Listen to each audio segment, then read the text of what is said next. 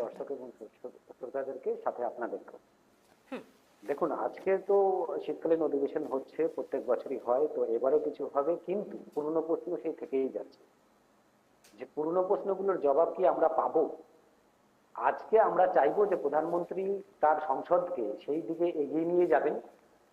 সাধারণ মানুষ এবং দেশবাসী যেই বক্তব্য জানতে চাইছে, যে প্রশ্নের উত্তর জানতে চাইছে, আশা রাখবো যে প্রধানমন্ত্রী আমাদেরকে সেই সমস্ত প্রশ্নের জবাব দেবেন। তার কারণ দেশের প্রধানমন্ত্রী এবং স্বরাষ্ট্রমন্ত্রী তারা they are liable to the people of our country. তো সেই জায়গাটাতে আমরা চাইবো না যে উনি কোনোভাবেই কোনো সময় সেগুলোকে ডিসরিগার্ড করুন। আজকে উনি দেখুন, সংসদে বিতর্ক হওয়া তো দূরের কথা, উনি সংসদে শীতকালীন অধিবেশন শুরু করার আগেই একটা বিতর্ক আবিষ্কার করে গেলেন। বিতর্কমূলক কথাই উনি বলে গেলেন। প্রধানমন্ত্রীর মুখ থেকে আমরা এই ধরনের কথা শুনতে চাই?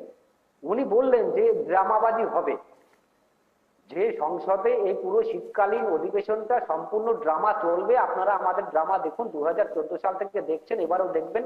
আমরা তো চাইবো যে দিল্লি ব্লাস্ট নিয়ে কথা হোক, দিল্লির যেখানে যেখানে এত হাই সিকিউরিটি আমাদের দেশের ক্যাপিটাল, তো আমরা চাইবো প্রধানমন্ত্রী সেই বক্তব্য দেবেন। আমরা চাইবো যেইভাবে সারা দেশ জুড়ে বিএলওদের মৃত্যু সংগঠিত করেছেন এসআইআর এবং ইলেকশন কমিশন, সেই বিষয়ে জবাব হোক।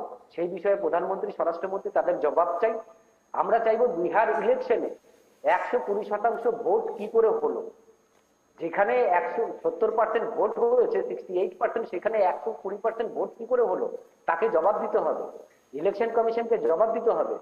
আজকে আমরা জানতে চাইবো এটাই যে 370-এর নামে যেখানে সারা জম্মু কাশ্মীর থেকে সমস্ত প্রকারের সারা দেশ থেকে জঙ্গি